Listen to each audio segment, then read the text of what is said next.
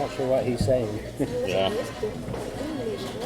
No, he uses words that most people don't. So. You know, that's good though, because words have to be preserved if they're good words. You know, I majored in English and theater, and the people I've appreciated most with my job with the police department in Minneapolis are attorneys and architects, because they have to be very precise. You know, the wrong word and they get sued for millions of dollars in a contract or the specs for a building, and so you just got to respect that, you know. Yeah. So, yeah. So, I don't know. I'll have to admit, when I think Luther, Police Department, Minneapolis, It doesn't fit? I've been wondering about you over there for the last few years because of all the ongoings there. Yeah, well, that's why I did the first road trip doing videos in 2020. It was after George Floyd and the pandemic, and it was pre-vaccine. But I said, I just got to get out of town. I got to empty my head because, you know, the one humongously bad incident, totally wrong, but I had worked with the department's brass and putting together all sorts of really progressive things. You know, where we stopped arresting the homeless for little things that end up putting them in jail, and often if they were like alcoholics or whatever, it just deferred them getting help, you know. And so we had programs where we reduced the number of arrests and got them help, got them before a judge to get court-mandated treatment, which often was needed for the ones that were in really worst cases. And I could list 10 projects I was involved with that the department really excelled. And we got awards for it from the Department of Justice for community policing. But you know, you didn't hear that after George Floyd. You just heard abolish and defund. And that's why it was in the headlines all the time. Yeah.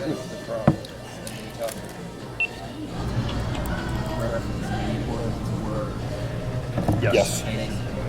Yep. Yep. The way you portray it. Yep.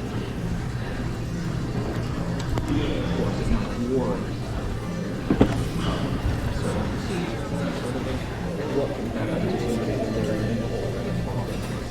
Yeah. Yeah. Recidivism, of course, is another consideration. But when you just depict this woman again, Yeah. you're going to foster outrage, and then all of the danger that causes after. Well, I mean, I came to the conclusion pretty quickly that he was going to be found guilty by a jury because the two officers basically said, look, he's got no pulse. And the procedure was you're supposed to let up off them and render aid. You can't just let someone sit there without a pulse, you know. And apparently they call an ambulance, and Chauvin, the one that took the brunt of it, he took his time doing that. So I have actually a solar cooking friend in a suburb of Minneapolis, Rich Hodson, who was a Taekwondo partner with Chauvin in high school, and was friends with him until he kind of lost track of him, which was in the police department. And the one thing he did say was, he said he was a time bomb, ticking time bomb. He just had this very trigger temper, and There's so many law enforcement ways that I've thought this for a long time. Should not be in there. Yeah. They go in for all the wrong reasons. Yeah. And then they get in trouble. There's a lot being asked. Yeah. Question. So when you're in a situation, once you do reflection, you have to make sure it's somebody who's capable of training themselves. But almost every police force has some problematic ones. How do you weed them out? How do you? I'm just wondering, how do you keep them from even getting in there? Yeah. They shouldn't be in there a lot. Yep.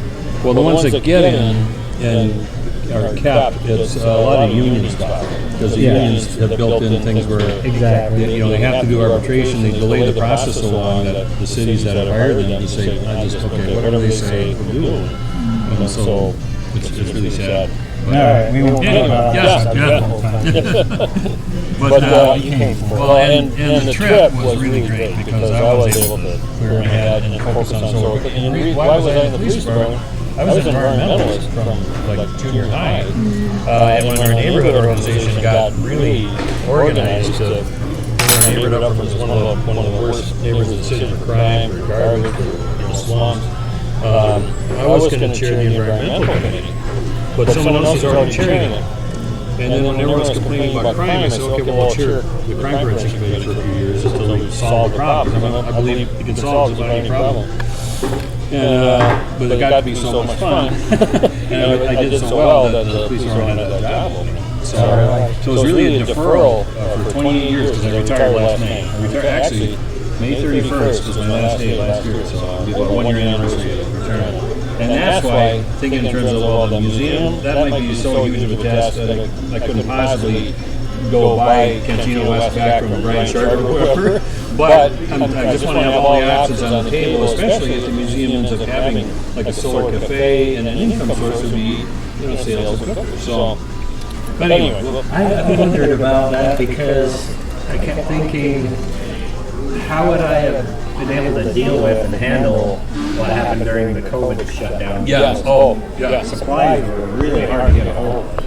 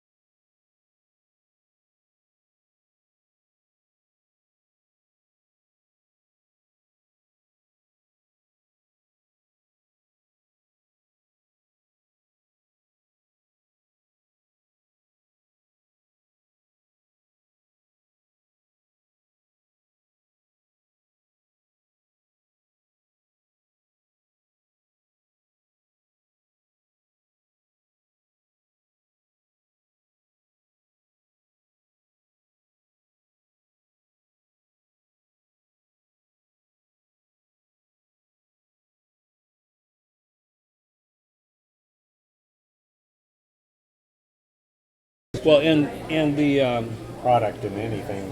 yeah. At the same time, a lot of people are thinking prepping, that weren't before. Yes, exactly. So it's you never know. I mean, Yeah, but the first thought that came to my mind when I heard about all the issues with shipping and that, and the ports, the problems in the ports, and, Yeah. that, and then loading and Yeah. offloading, and where to store it all, and all that kind of thing. Yeah. And the cost of containers skyrocketing, and all Yeah. that. I was like, oh. yeah. So I don't know. I know that there's quite a few that sell them on like eBay and that, Yeah. parabolic cookers and stuff like that, the low end ones. I actually looked up all the different accounts names. And of course, 99% they're in China. Okay. Yeah. And that's probably where you got the solar burner, I'm going to guess? The solar burner, Yeah, that's yeah. where that came from. Yeah. And then India has their line, Yeah. their versions, Yeah. which I just found a little bit harder ordering from India back at the time. Yeah. Because China was all set up for, Oh, yeah. you could get Yeah. anything as quickly Yeah. but Yeah. India was a little bit more involved in that. Maybe different now in that. But, I'm assuming all the supply chains have tightened up a little bit, and they're not as big an issue now. And that was the first thing that popped in my mind. I Yeah. don't know if I could have weathered that portion Yeah. there. No. I think that might have put me under there, but I don't know. Yeah. Well, You go online and look for a number of these things, like the hot pot cooker. yeah.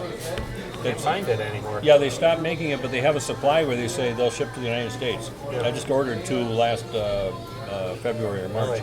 Yeah. But they're not manufacturing it anymore, are No, no, they've switched to using the Haynes cooker, Roger Haynes' newest cooker. So. Well, so I got a few questions. Okay. And the one is, when did you launch Cantina West? What was the impetus? Why did you do it? I mean, it was a wonderful thing. I mean,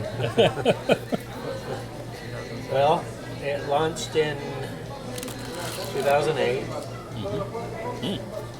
wow. It was, I officially put it, well, I discovered the solar cooking. I'd known roughly about solar cooking and that, and I was looking into it a little bit more in probably 2007, but it was 2008 when I decided I could do something with this. And so right away I organized, I got a hold of the college even. That's how quickly, almost from the very beginning, I got a hold of the college right from the beginning with the community education program that the local college did here. And says, hey, I can do this for you. And they took me up on it right away. Steak that you bought there for you? Thank you. Ah, okay. Oh, yeah, that's good. I got it. As best as hands. Thank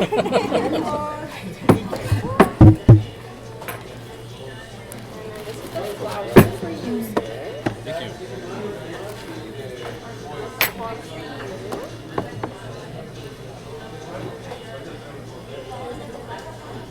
But Yeah. they took me up on that right away, and I ordered my very first cookers that I started. I actually made a couple of cookers and that, just following some of the designs that were already out there. But I was like, I like pre-built, well built, something that's gonna last and that. So I ordered 2 hot pots right away. And that's how I got in with, what was his name down there out of Mexico? Forget his name now. Oh, shoot. Wasn't it Muslim? No, it was another guy that did the hot pot thing. He ran it for a long time. He was the one that manufactured and distributed and that, brought him into the States and that too. And he would bring him across into Laredo, Texas there, which was just right across the border. I know his name, but it just slips my mind. Not Paul Arvison. No, He came on. he was there, I a think. Mexican, and he had residence in the United States, but he had a lot of family on the other side, so Oh, sure. he back and forth Yep. doing that. Here's your coffee. Está caliente, pero ahora vuelta para que se coma su chile. It's hot coffee. You want to get your silverware set before it's ready? Sorry. Just so you don't burn yourself, okay? Do we need anything else for the moment, guys? ¿Todo bien? Oh, this is Estamos killing bien. me. Por el momento sí. ¿La salsa esa? Tú dirías que no Oh, un un poquito más de poquito salsa. más de eso, por sí, favor. eso sí.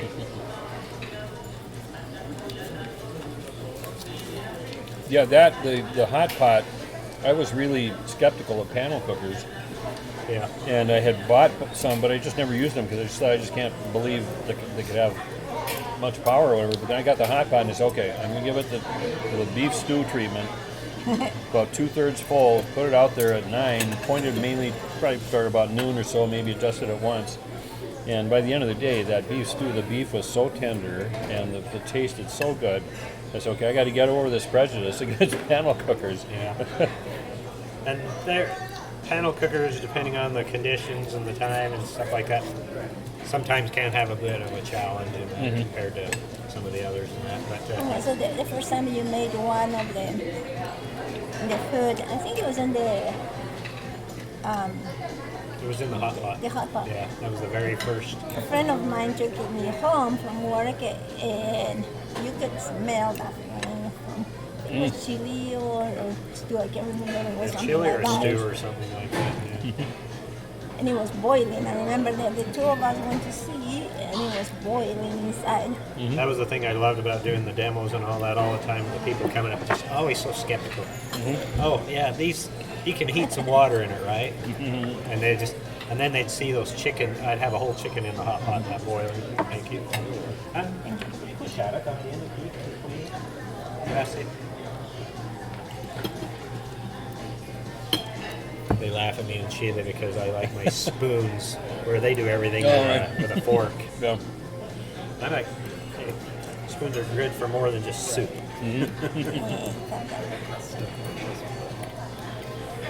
So, how did you go about finding all the products that you're able to put on the site? I just started searching. Got right away with Paul Munson, and he was very good. Yeah. Gracias.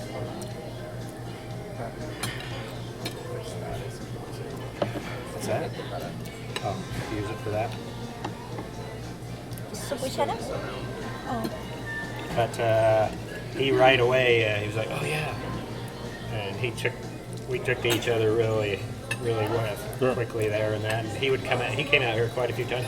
fact, his very first visit, he brought out his Villager son on the big one. Yeah. Oh, That's that the was one fun. thing I regret that I did not get a hold of. I would love to have a Villager I son. have 1.5 because I'm kind of Really? part owner of the New Mexico Solar Energy Associations.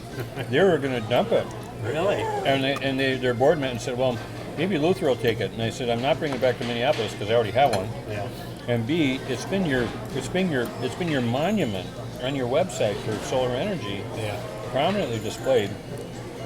I said, you need to do two things. The reason they did is that the trailer got stolen out from underneath it, and they basically tipped it over and unbolted it after it crashed onto the pavement where it was stored, because they didn't know what it was. As thieves, they just wanted this $500 trailer, and so it needed some work.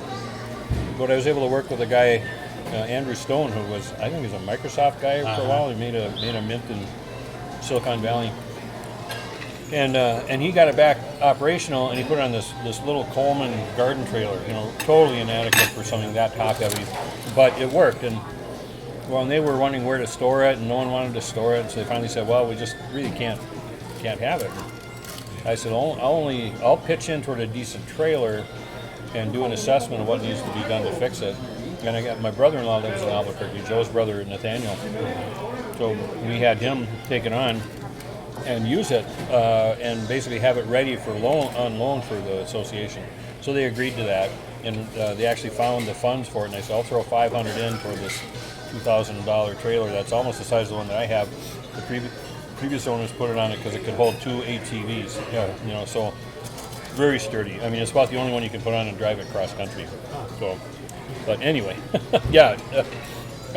Maybe Did you buy your first one, those, directly from Paul? No, it was for sale on Facebook Marketplace for $6,000. Really? And at the time, I said, I got 2. Will you take 3? And the guy said, no. Is his wife in Oregon, John LaLiberte, his wife, Susan Neustetter, had used it to promote solar cooking throughout Oregon for 3-4 years before she passed away.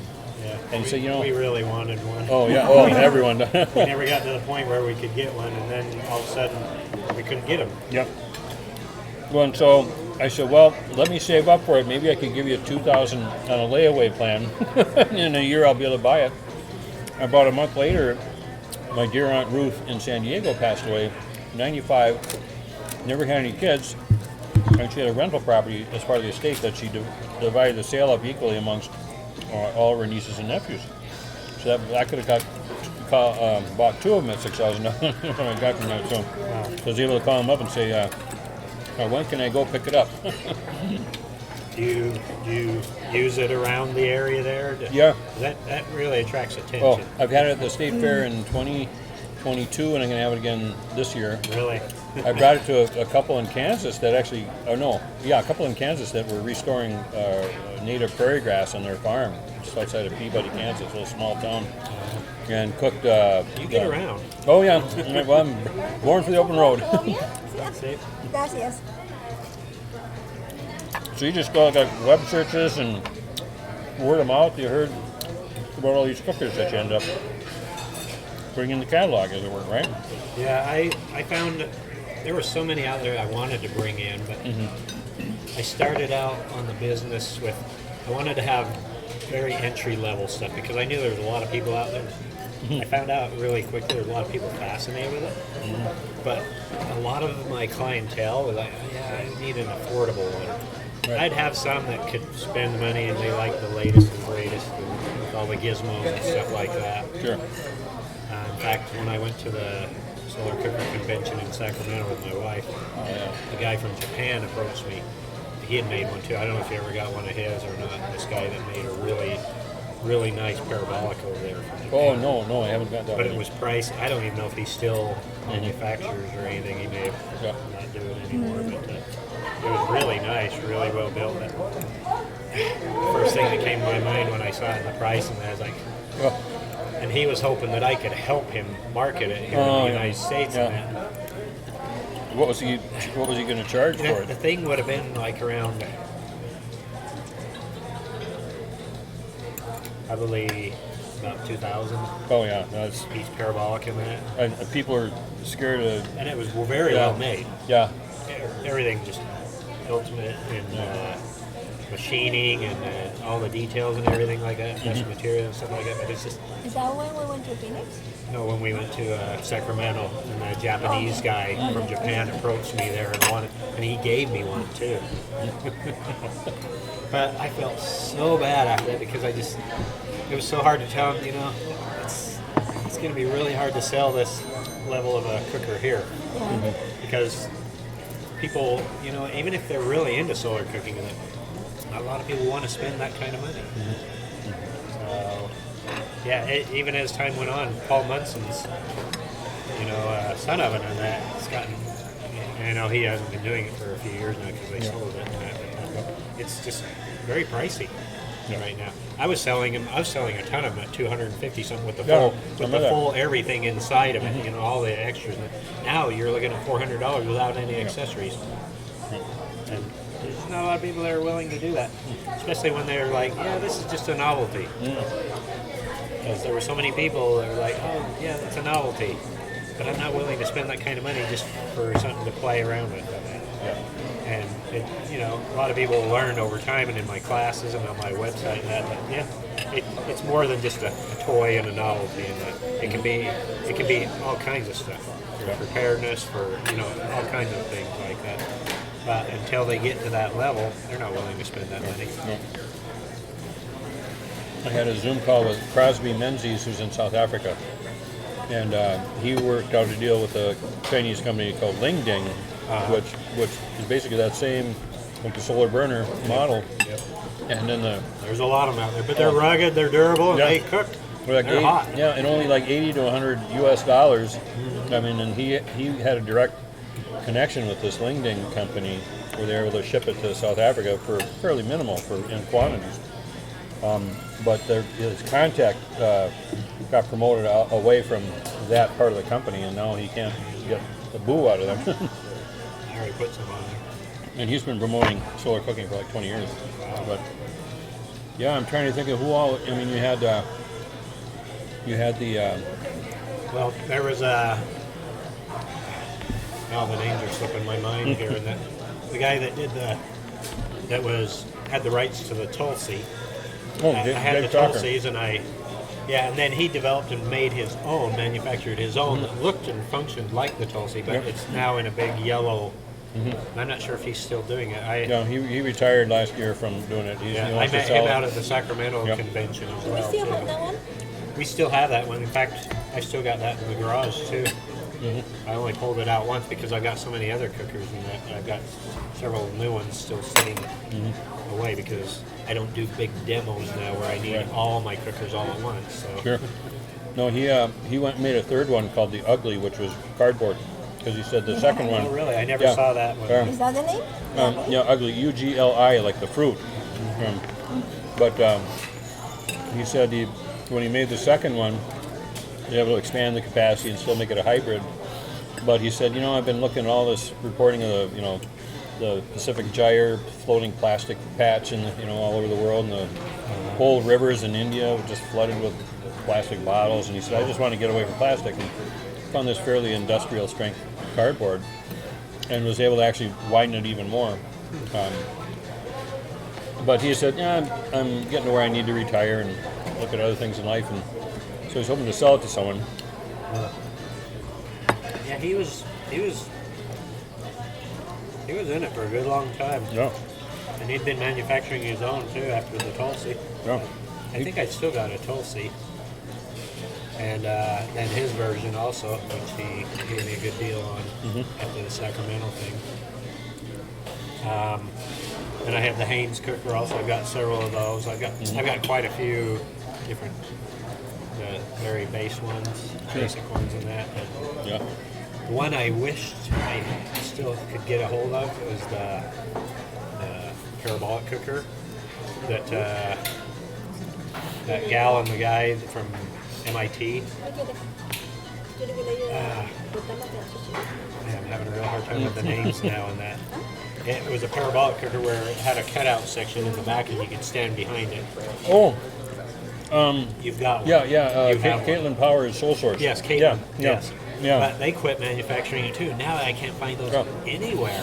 What you do is, The one I had got taken from me with the bid when they had the business, and I never got it back. Oh, no. So I have no idea where it is. Well, the one reason I've been able to build up my collection is I put 3 searches in eBay.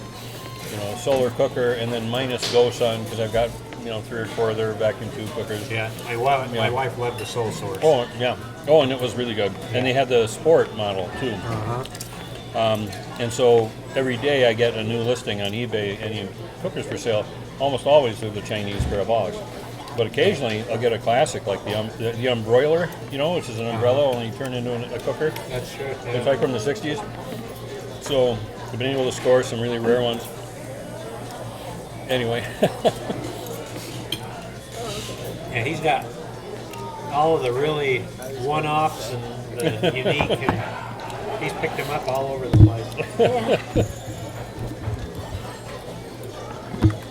On the way back, my second to last stop before I get back to Minneapolis in Illinois, my Google search for anything about solar cooking, solar cookers, came up with a Craigslist listing for the Sunflash, which was this Zomeworks model made in Albuquerque that I had gotten long ago from a couple in Oregon, another couple, not the one with the villager. And so I thought, well, it can't hurt to have 2, and he's only selling it for $40. Really? And very well made parabolic. It's got a big hole in the back too. It's meant to be able to take the wind, and it's just kind of on a Christmas tree stand.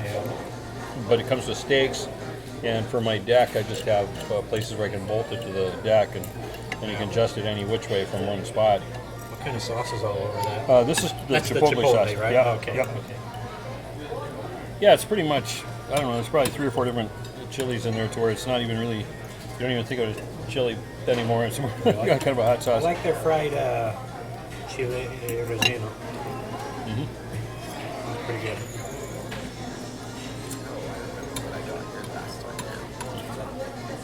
You know the one that's impressed me is here I go again with a name again. I'm using it.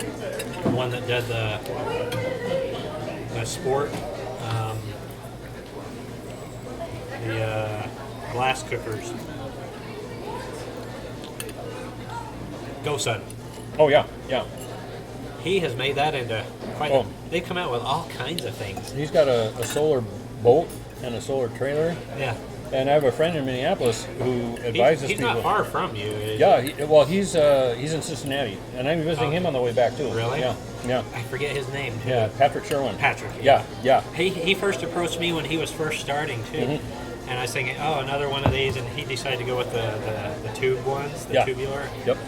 And but boy, they put together a team that really did well with it, promoted it, and have gotten. And he's taken it to a level far beyond anybody else, anybody else that I've ever known. Yep. So I was quite impressed with what he's come out with. Yep. I got one of his solar water heating things Yeah, that I came got out too, 2 or 3 years ago. It does Yep. the water and then your shower and your purifying water and all that stuff. Yeah. So I got one of those. So. Yep. Better eat before it gets cold. Yeah, He likes to mix it all together, Oh, so sure. he just concentrate on eating. Harder now like this. Yeah. Well, speaking of GoSun, I have a friend who's been to 3 of my brunches, Valerie Blumberg, and she advises people on crowdfunding campaigns. And I had lunch with her a couple of months ago to tell her, I'm going to be ratcheting up the whole museum idea, and I'll probably be tapping into her. She works for one company that does that, but also does her own kind of freelancing stuff. And I said, well, I want to work with you freelance. And she said, by the way, do you know this company called GoSun? I said, well, yeah. She said, well, they're a client of ours, and they have 2 or 3 Kickstarter type campaigns that they're working on. Well, this one, she just emailed me, not kidding, this morning. They have this thing you can put on your roof rack that folds out in about 10 or 15 200 or 300 watt solar panels. So you just drape over your car, which both keeps the car cooler, and it can be plugged into your EV. And so they're just working out the kinks of the promotional effort. So she wants my ideas, and I'm thinking, I love the guy, and I think it's a cool idea, but these things you can only do it when it's parked. There's this. Have you seen this car called the Aptera that they built, where they have the built-in solar panels on the roof and the hood, and theoretically that can charge 40 miles worth, whether you're driving or parked, so long as it gets the sun, because it's built into the body. So in a way, that car will be as it won't be as competition, but you know what I mean. It's a. I told her I'm 10% skeptical because you can only charge when you're parked. Yeah. But 90% I love it because it's solar energy. Right. That'd be great if you had. Wait, come again. Necesito. Oh, yeah. So what did you say? Box? Caja? Una caja. Una caja. I didn't Are you thinking you're understand gonna when need he one? said- I'm probably going to need one. I didn't understand what he said. I didn't catch it either. That's why, and then I had to think. Well, sometimes they'll come up and On this you island. need a, yeah, and if you're not paying attention, you don't catch it. Yeah.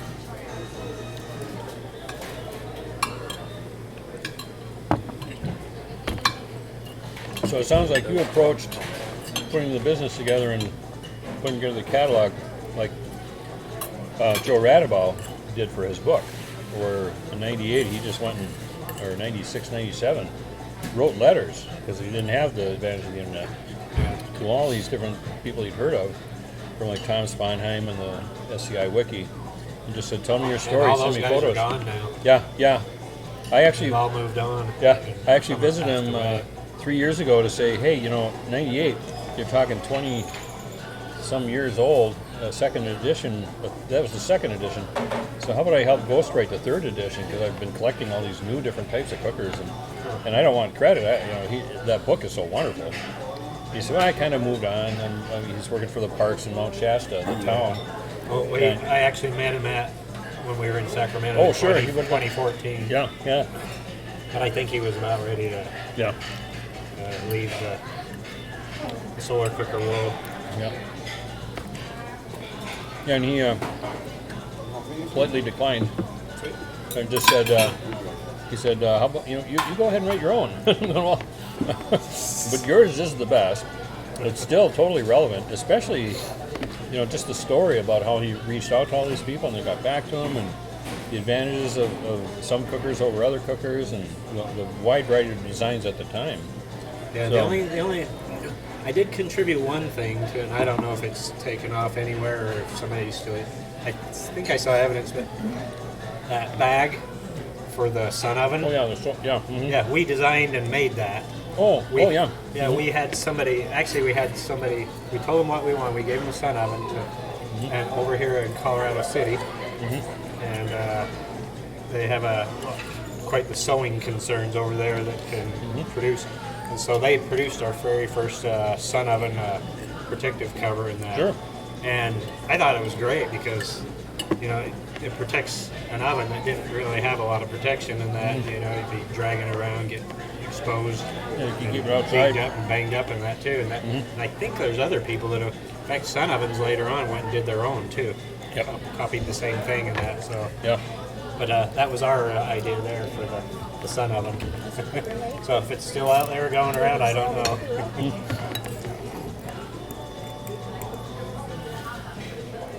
Now, one of the best things you did, I felt, was having that blog where people could talk about their own experiences with solar cooking, and that you tapped into them asking, would you be willing to teach?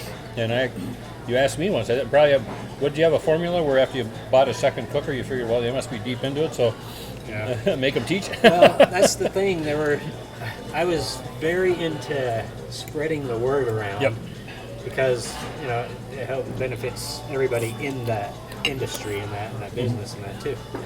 And I would get inquiries from lots of different places. Well, how can we find this out? Where can we go see this and that? And I thought that'd be great to get other people. Desserts, you guys, or you okay?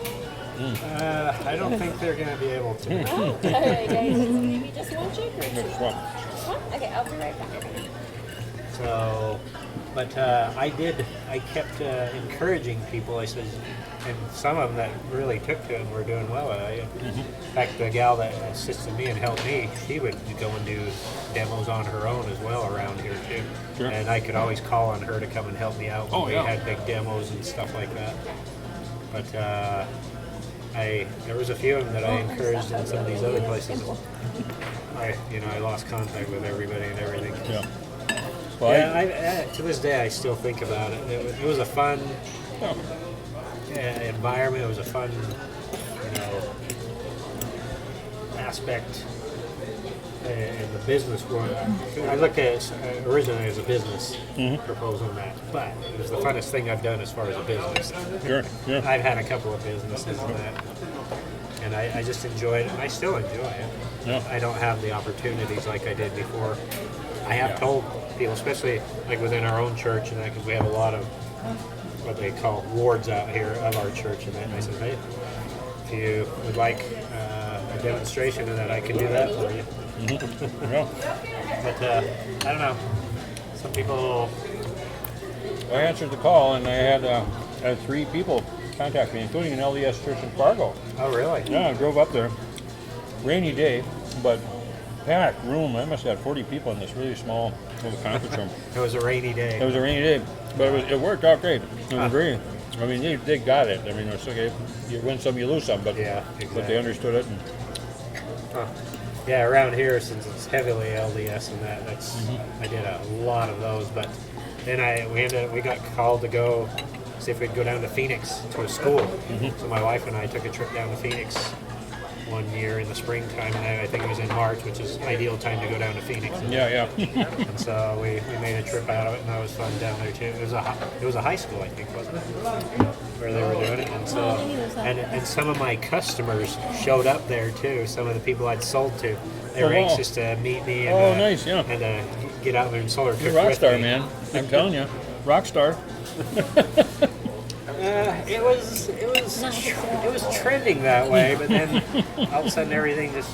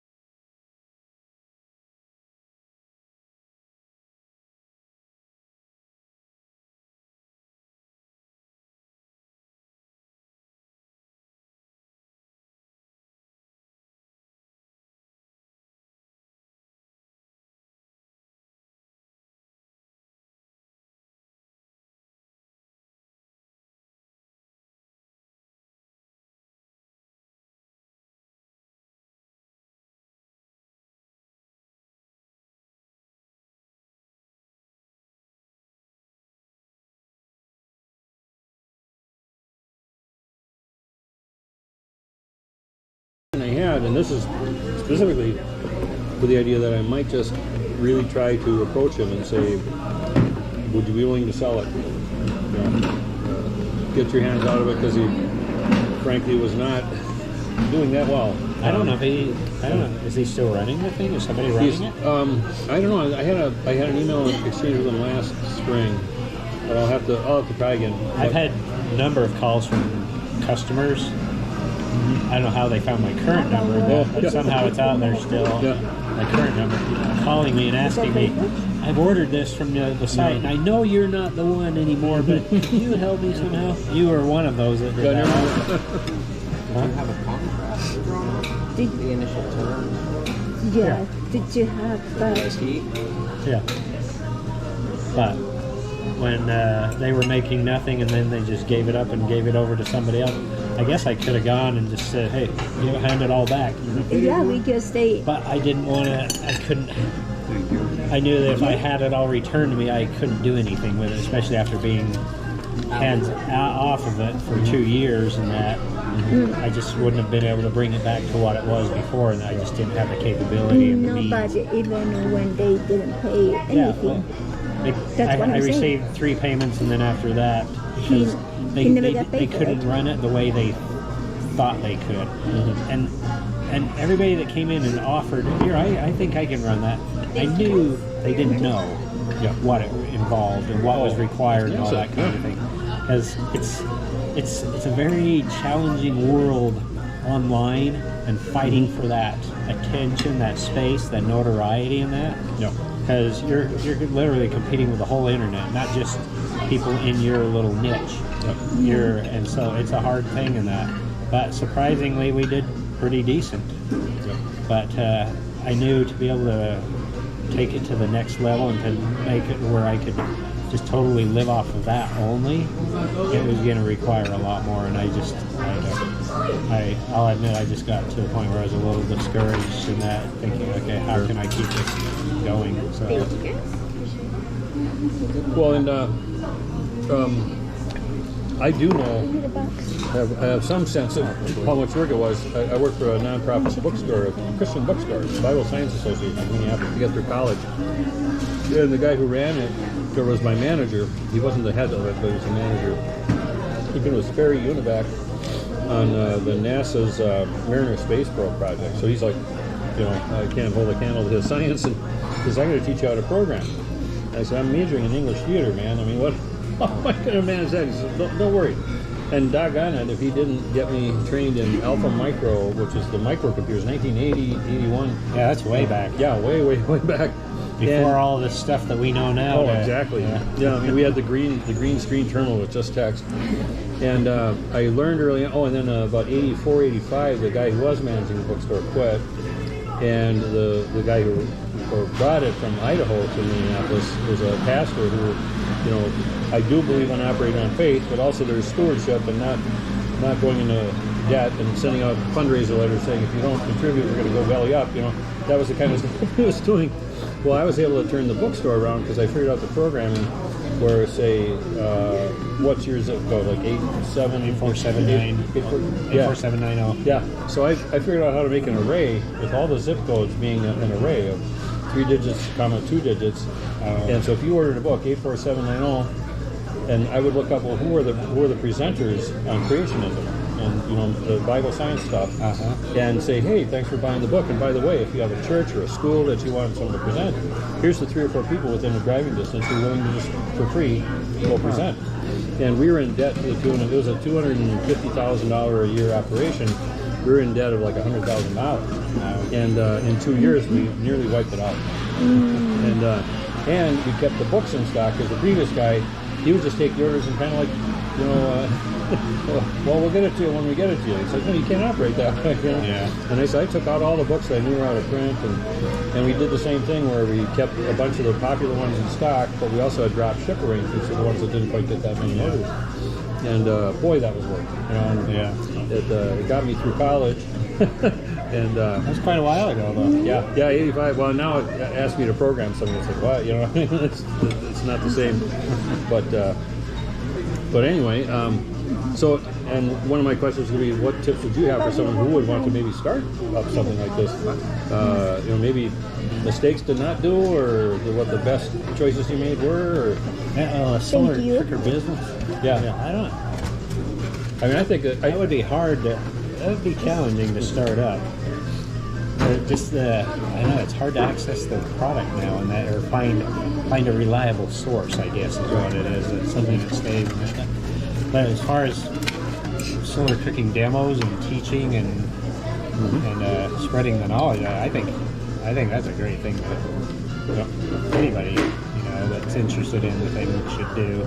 That's why I was trying to promote, because most of those people, some of my customers, my clients and stuff like that, they didn't want to do the business. No. They really wanted to share the knowledge around. Well, it sounds like the distinguishing feature of yours sort of became an effective community builder too. More of a promotion of the knowledge rather than just about product sales too. Well, my competition online was, a lot of them would just put a big list of solar cookers.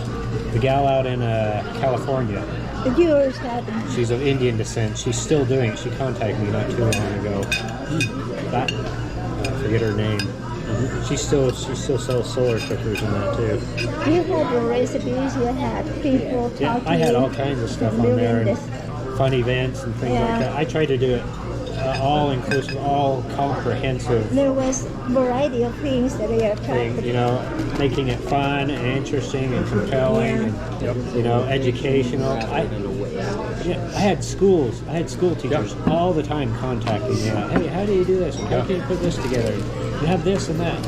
I get school teachers from all over the United States constantly inquiring, what's the best way to do this or put this together? And I even had some wanted me to come out and do it if I could. If you happen to be in the area. I was like, I'd love to come out and do it, but I was just so tied with everything else in that. So you should have said, well, I like flying American Airlines. Could you get me a ticket? yeah, and most of these people were on shoestring budgets and that, and we're just trying to do a basic thing for their classes and stuff like that too. But it was. Yeah, I don't know. I enjoyed it. It was a fun world, and I liked being at the convention too. When we went there in Sacramento, seeing all the people that were really into the thing and that from all over the world too. That convention was fun in Sacramento there. So. They're focusing more on getting a seat at the table, like the United Nations, and which is all right, but I don't know. I think they're taking it away from the grassroots a little bit. There's still a huge grassroots level all around the world with solar cooking, but that body there, I think, is trying to, keep things moving at a level. I don't know if they're waiting for a large entity or somebody to come along and say, hey, we'll donate billions to put this stuff all over the world. And I don't know if that's, I've just never really known their, I know they go to the UN constantly because I still get all their newsletters and everything else like that. But I don't know how much they're really accomplishing just sitting at meetings at the UN conferences and stuff like that. And my skepticism is, there was this outfit called the Clean Cook Stove Alliance. Yeah. Where they wanted to help people that were breathing in too much fumes from cooking indoors and deforestation. So let's get rocket stoves so they at least slow the deforestation. Well, the group basically, as soon as Big Oil got in there and said, well, LP is cheap and clean. They go, it's not that clean. I mean, it's cleaner than a lot of everything else. Yeah. And then they get them basically addicted to getting the canister once a week, and the prices go up. Yeah. And and I offered alternatives on my website as well for people backups because not every place can do solar cooking 24 hours a day and that kind of thing. But there was a tendency for some to still push towards other things more than the solar cooking. No, I still think solar cooking. I still think that's even a better idea than the solar panel thing because panels, we've come to see what that ends up being now. Just huge swaths of dumped, broken, inoperable panels sitting all over these deserts and all over these places and that. and they're still not as effective and as efficient and as good for the money that they should and ought to be. And I got very disappointed with that when I was looking at it, because I was at one point where I was like, I'll do everything solar in that. But then over the years, I found out, China's just dumping a ton of stuff over here and that, and they don't have as long a life as you would think they ought to have. And so I was just reading an article not too long ago. The desert is full of broken panels all over the place out there, and they're just sitting there, just like the windmills and stuff too. And I'm like, that's not sustainable. That's not a good thing. No, I agree. I've got 6 kilowatts on my roof, and so my electric bill. I'm not against solar panels. No. But it's like $20 a year for electricity now versus $170 a month. Yeah. So it's way cheaper, and we pay for it totally up front. So it's already. I mean, Yeah, most people can't do that. Yeah, and it's a 25-year warranty. And so what happens after 25 years? Well, it will have degraded enough where it won't be as efficient, and then they just can't guarantee the original bottom line efficiency. And I said, well, so what do you mean? Is it going to be only 80% as effective as it was when we installed them? In which case, by then we're going to have like refrigerators that are like the equivalent of the LED light bulb. They're going to be way more efficient, and so I don't need it to be as efficient. Yeah. But also, I'll probably pass away before. I mean, I've got 9 years now, but so another 16 to go. I've always wanted to put panels on mine, but in the end, I just couldn't afford it, and so I just never did. My parents actually did solar panels at the very beginning of the 80s, and they were not efficient back then in those days. Late 70s, early 80s, and that. My parents actually had them on our house, and after about a year or two, they called and says, the thing wasn't working and that. But even nowadays, I know they're much improved and all that too. But these huge solar farms out there in the desert and that's just, I don't know. I just can't see the desert being covered in all that stuff. That's just not. I don't know if that's feasible or a good thing to do. Yeah. Well, I interviewed 4 different groups that are putting together just a minimal solar panel direct to an induction cooker that they put into a box with USB ports. And I think they're onto something, because if it gets powerful enough, there's also a battery backup, so it can cook while the sun is out, cook a little longer with the battery, but then also a family in a village that's not on the grid at all, let alone having a poor or unreliable grid, they can have their own little nano grid in their home. And with enough of them connected together, you could have 10, 20 households benefiting. That's what Patrick Sherwin seems to be pushing a lot of that kind of stuff too. So I'm not surprised at how he expanded everything to include such a variety. Yeah. I was just on their website the other day looking at. Yeah. So I can't think of any other questions. I don't know. Yeah, how to get into business and that. I don't know. I don't know what it would be like trying to start it now. But it wasn't too difficult when I first got in. There were a lot of people just very willing to do it, and help me out. Paul Munson and a bunch of others. They bent over backwards to help me. And when it came to the shipping companies and stuff like that too, I was just a small guy, bringing in a container every so often and that, of cookers from China and other places like that. And then the guy in Portugal also that did the cork-based one as well. Suntation. Yeah, and all those, everybody bent over backwards to help me out. So, and I've wondered over the last couple of years, would it be that way nowadays? And is there that many of them out there that are there? Like the guy in France that had the little parabolic and that, I can't get a hold of one of those. Oh, the Simplicity? Yeah, I can't. I've been to their website. I don't know how many times it says still pending, or we still haven't gotten them back. It's been several years. It should work, because I've ordered repairs like just the last recently. 2 years. Yeah, like because the last few times I went to look, they didn't have them available. January. I think it was January, and then there was a month where it said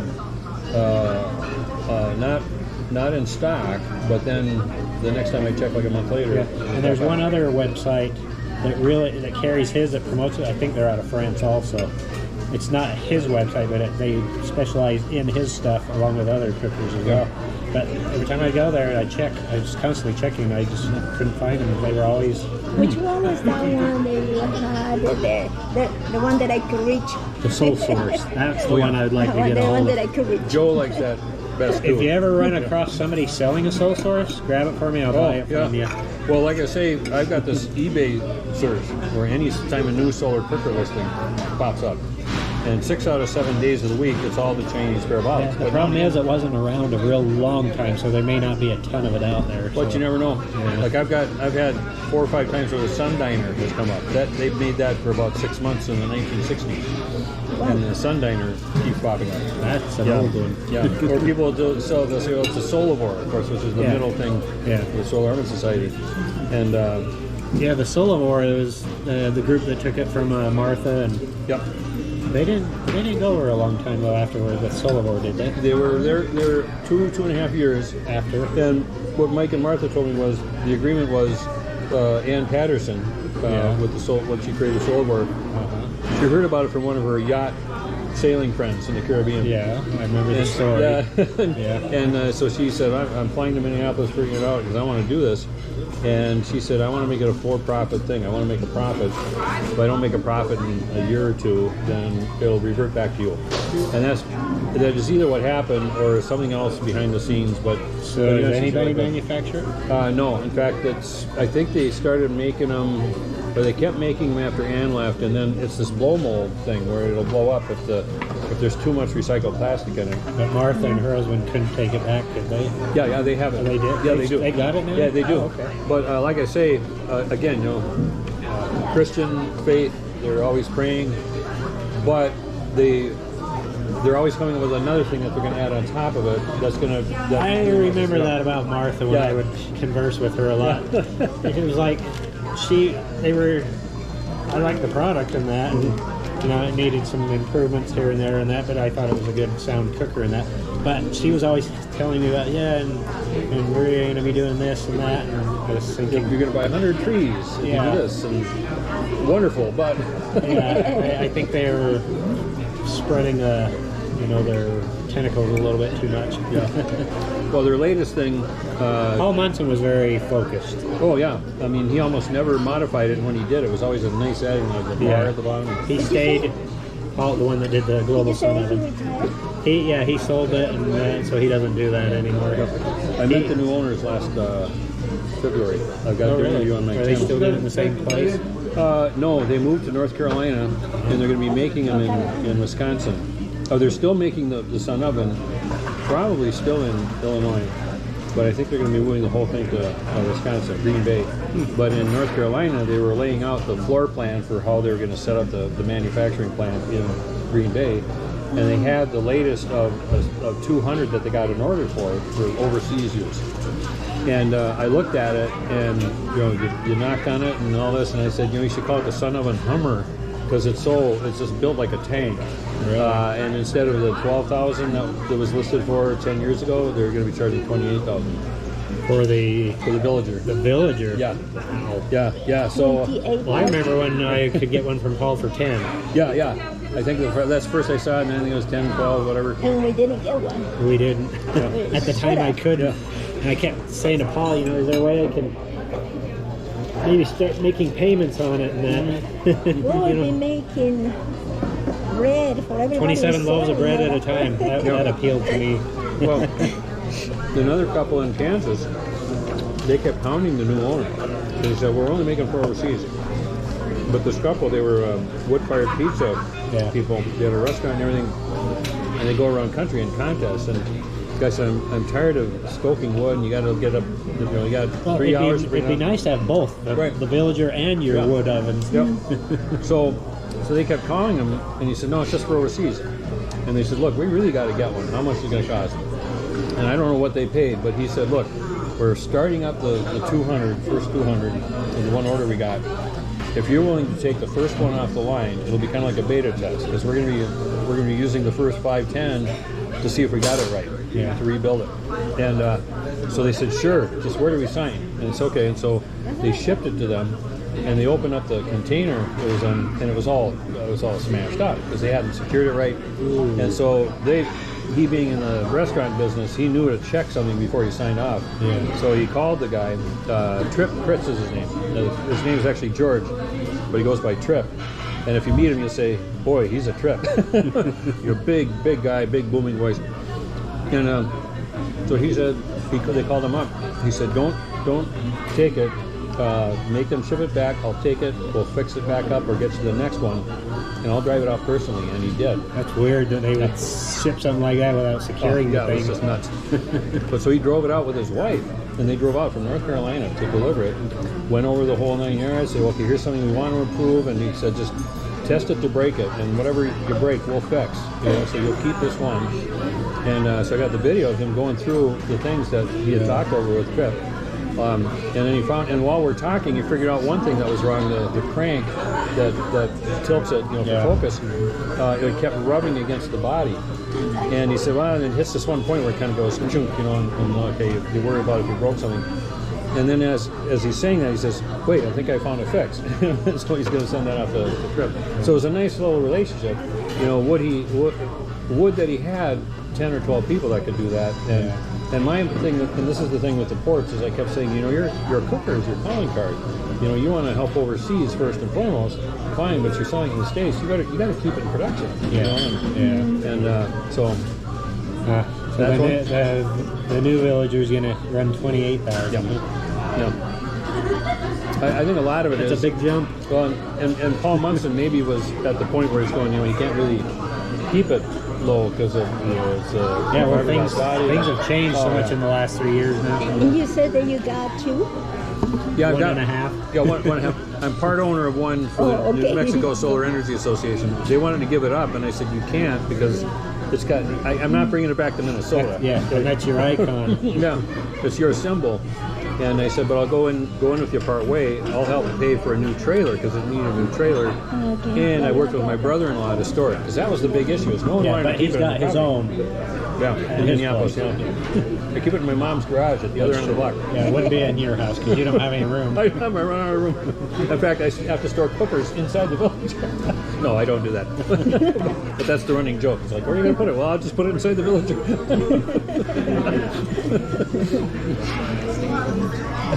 What's that? Russian nesting cookers. Yeah. The babushka or whatever they call those things.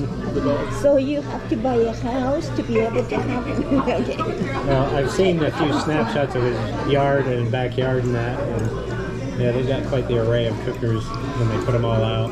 Well, we finally, Joe's mom passed away last fall, and her dad is staying with their daughter in Albuquerque most of the year now. It used to be they'd spend half the time at our place, they'd do the garden in the summer, and then Albuquerque in the winter. Nice blend for all that. Well, he had a big model railroad in the basement, and whenever our nieces and nephews would come over, they'd just spend all day running the thing. And he said, "Well, I got to bag it up and maybe sell the stuff or give it away." And so he emptied the basement, and I'm going, "Man, I'm storing all this stuff in my own homemade carts out on the deck with tarps that last 6 months to 2 years, and the wind blows them apart. So I better put the more fragile ones down in the basement so they stay." So when I get my tours, I say the nickel tours will go through the basement, and you'll be able to see about 10 of them that I can just keep open at all times. Are you doing tours in your house? Yeah. Really? And on the deck, I'll put about 8 or 10 on the deck, the ones that survive the weather, Like the SK-14. Now, what was it again? 90 something? It'll be over 90. It'll be about 92 or 93 when I pick up the Sunflash in Illinois on the way home. Different cookers that he's got. Yeah, and that's unique cookers. A lot of them, like the Simplicity, I've got 2 or 3 because they're so good. I end up giving one away, and then I got to order another one so I can keep because I use them a lot. I've looked at the Simplicity for years, and I just never pulled the trigger, And I keep thinking, when's the exchange rate from the euro and the US going to flip? Yeah. So that so it's more affordable than that. That's how I was able to get the SK-14. It was favorable to me. Like I got it. It was like 500 euros, and it was like $420. Yeah. It was still a little bit much, but I save up for these things. I don't go into debt. I'd like to get a hold of a sole source again. Of course, it probably wouldn't be able to get it at that same price unless it's somebody that has no idea of the value and just is getting rid of it. But the Simplicity is probably the last one because it's a small parabolic also, and that really unique. I always admired his. Oh yeah, and it collapses into a frame. That Just that thick, by about like that. It's a French-made one. I've been looking at it for a long time. I just never pulled the trigger on it. I've got it in my car. If you haven't seen it, I've got it. It's the only one I pack when I travel because it sets up in 2 minutes. It's the easiest parabolic. Yeah, in 20 minutes I got a can of soup boiling away or a stew. I can make my own I stuff. want that the one that I can reach. The Soul Source. Yeah, Soul Source. She loved that one because when they introduced it, they came here to St. George that year when they were doing the rollout. Yes. And they made a big deal of it here and that too and that. It was good for really strong smells. Yeah. Actually, that guy just came from Gordy Bishop in Barstow. That's what he cooks his main stuff with. The big. He did a pot roast beef on this big cast iron thing. I thought, man, that isn't going to hold it, but it held it. Right. And we get out there, kept it focused for about 6 hours, and that was fun. Really? Yeah. On the Soul Source. On the Soul Source. Yeah. I wish that's the one I do still have in my possession. I'll tell you what, if it shows up on my daily eBay search, Let me know. Send you, yes. Yeah. Yes. I would buy that one.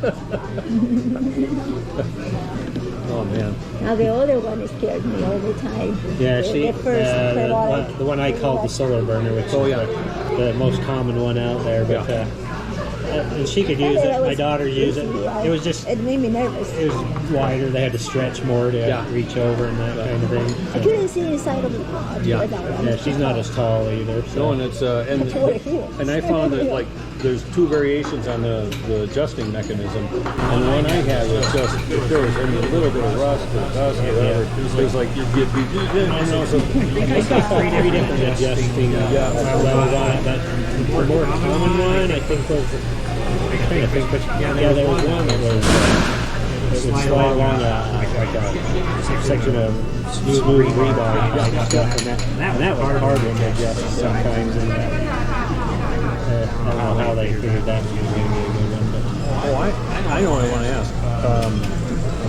Mike Anderson's solar cooker was in Idaho at the time with the parabolic that was inside. I remember we exchanged about that, and I think you were going to visit him. Well, he ended up moving out to. He's in Missouri now. Missouri. Yeah. He never stuck to the solar very long. Yeah. And he went off on a bunch of other ideas and projects that he tried to get me interested in later on some other stuff and that. But That's the one that we went to see. we went up to Salt Lake and that. And shortly after that, they moved to Missouri. And he ended up doing like fireside camp, rotisserie pit type things and stuff like that. That's what he did. And he wanted to, because I put a number of things on another site that I had was mainly dealt with prepping. Because you could tie the solar into that, or I put solar on the prepping one as well. But I got 2 items from him, and it was about that time when I was Sure. I remember, Do you mind if I take a minute? Do you mind if I take a minute? He can't deal with lots of noise. Yeah, I know. I hate this. I'm a Yeti actor too. So my on and on. We're birds of a feather that way.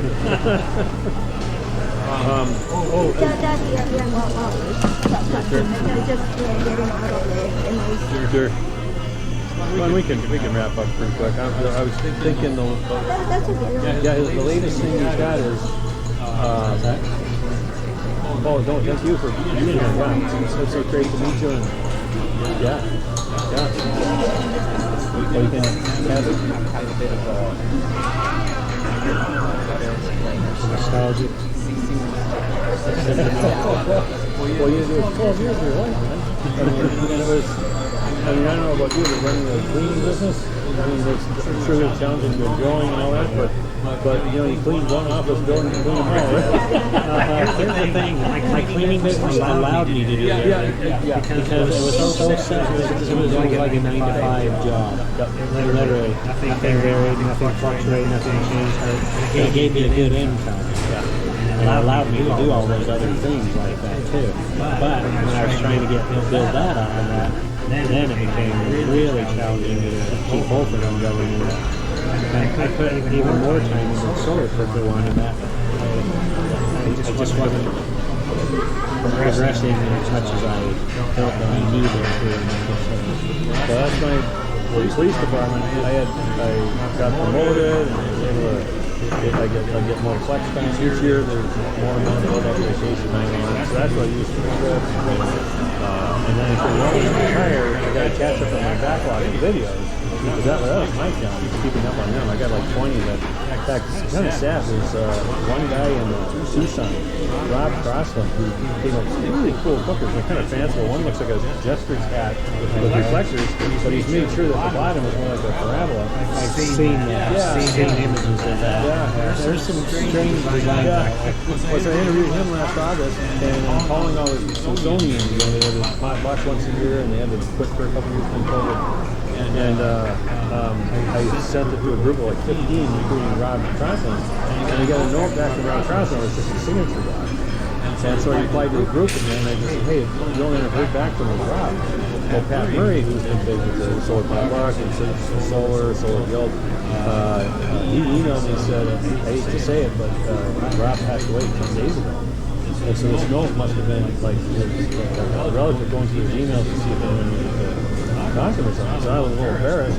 And also, since it's 6 months ago that I interviewed him, and so I said, I'm going to get that kind of in memoriam because he did so many wonderful things.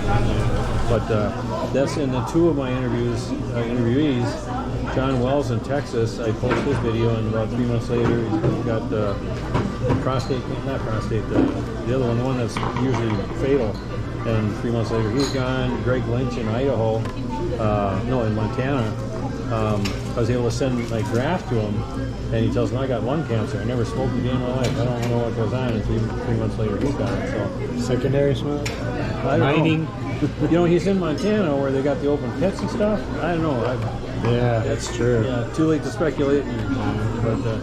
So that's a challenge. Trying to, in fact, the guy Gordy Bishop in Barstow, he's in really has a really bad shape. He's like 400, 500 pounds, and his eyesight's going, and he's got this real cool Fresnel lens design, and we couldn't get to it in the 3 days I was there. They were hooking up with other stuff. He says, well, August, I'm going to fly back, and we're going to go through it. And selfishly, I'm thinking, I'm worried he's going to pass away before I can do it. I mean, it's sad, but anyway. Wow, we got quite the adventure. Yeah. So you have never seen the actual Simplicity in front of you at all, or? I haven't. I've watched many videos of that. I think I saw one at the convention in Sacramento. That was 2014. And that's the closest. Yeah, that would have been one. I think. Yeah, he had probably just finished his I just think. But if they are selling, you may just go on order mine. Yeah, Simplicity by FR. And there's a woman in Texas who wants to sell them. Oops, I don't want to turn off. I'm just trying to turn off the camera first. Yeah, I think. I was wondering if that guy might be able to get the price down a little bit, because right now everything that anybody buys over here is shipped from Europe. Yeah. And that just adds a lot of money. Yeah. Well, the one thing to know is when he ships from France to Germany or Italy or the EU, they have the value-added tax. And when I first ordered from him, he said, "Oh, you must be in Germany with the name of the Kruger." I said, "No, I'm in the States." He said, "Oh, well, you're in luck. They pay about $10-20 less than the guy in Germany because the shipping is a little bit more of the value-added." Yeah, it's just since I was doing all my shipping, the cost of everything's gone. Oh, yeah. So maybe that's what's kept me from doing it. Yeah. But if you want, I can pull it out of my car. All these guys.